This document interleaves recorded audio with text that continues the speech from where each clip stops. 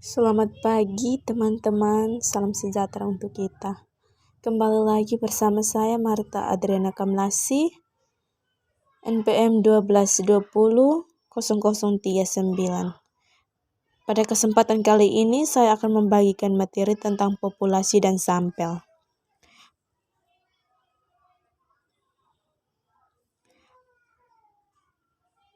Pada kesempatan kali ini, kita akan belajar tentang populasi, sampel, teknik sampling, menentukan ukuran sampel, contoh menentukan ukuran sampel, dan cara mengambil sampel anggota sampel.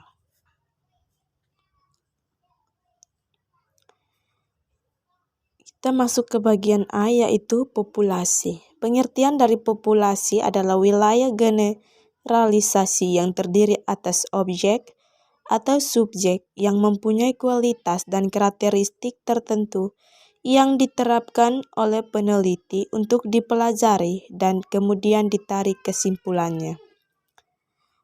Satu orang pun dapat digunakan sebagai populasi karena satu orang itu mempunyai berbagai karakteristik, misalnya gaya bicaranya, disiplin pribadi, hobi, cara bergaul, kepemimpinannya, dan lain-lain.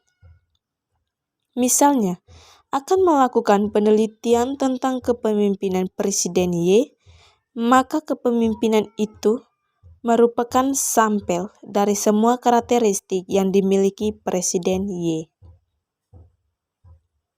Masuk ke bagian B, yaitu sampel.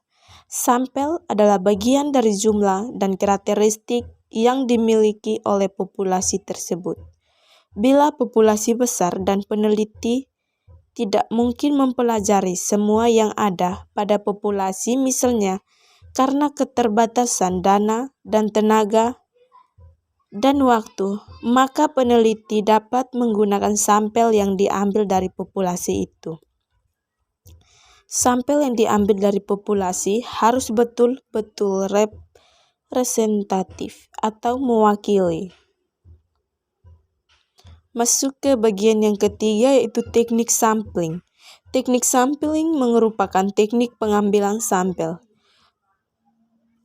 Probability sampling meliputi simple random, proportionate stratified random, disproportionate stratified random, dan area random. Non-probability sampling meliputi sampling sistematis, sampling kuota, sampling accidental, purpose sampling, sampling jenuh, dan snowball sampling.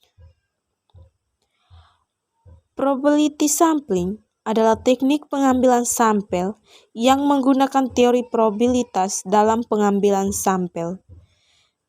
Simple random sampling, teknik pengambilan sampel yang memberikan peluang yang sama bagi setiap anggota populasi untuk dipilih menjadi anggota sampel. Proportionate stratified random sampling adalah teknik ini digunakan bila populasi mempunyai anggota atau unsur yang tidak homogen dan berstrata secara proporsional. Disproportionate stratified random sampling adalah teknik ini digunakan untuk menentukan sampel bila populasi berstrata tetapi kurang proporsional. Cluster sampling atau area sampling digunakan untuk menentukan sampel bila objek yang akan diteliti atau sumber data sangat luas, misalkan penduduk dari suatu negara, provinsi, atau kabupaten. Untuk menentukan penduduk mana yang akan dijadikan sumber data, maka pengambilan sampelnya berdasarkan daerah populasi yang telah diterapkan. Non-probability sampling, teknik pengambilan sampel yang tidak menggunakan teori probabilitas. Sampling sistematis adalah teknik pengambilan sampel berdasarkan urutan sistematis dan populasi anggota yang telah diberi nomor urut. Sampling kuota.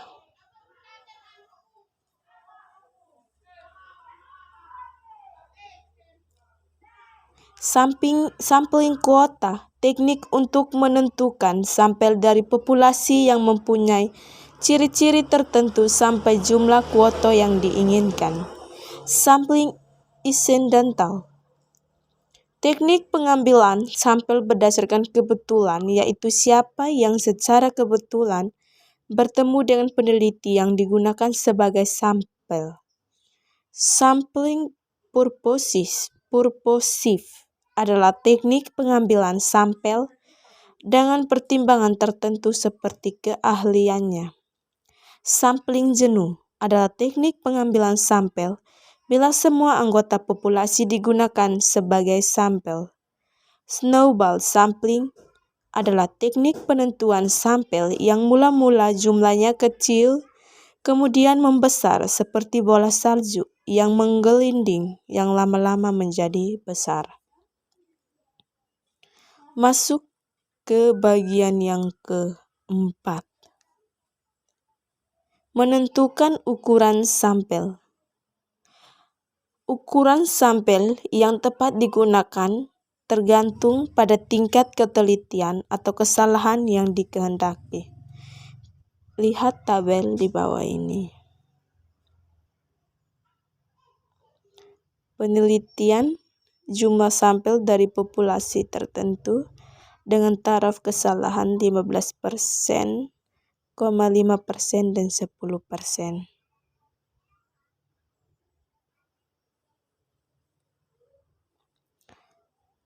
Masuk ke bagian yang kelima, yaitu contoh menentukan ukuran sampel.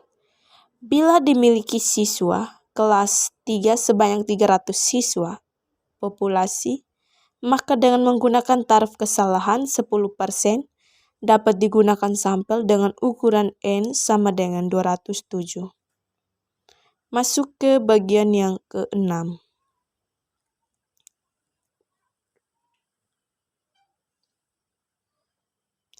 Cara mengambil anggota sampel. Pada teknik pengambilan sampel random, maka setiap anggota populasi mempunyai peluang yang sama untuk terpilih menjadi anggota sampel. Maka cara pengambilannya bila nomor 1 telah diambil, maka perlu dikembalikan lagi sehingga peluang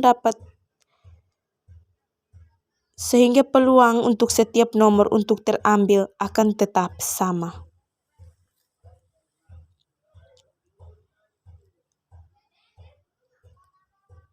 Inilah hasil pembahasan materi dari populasi dan sampel.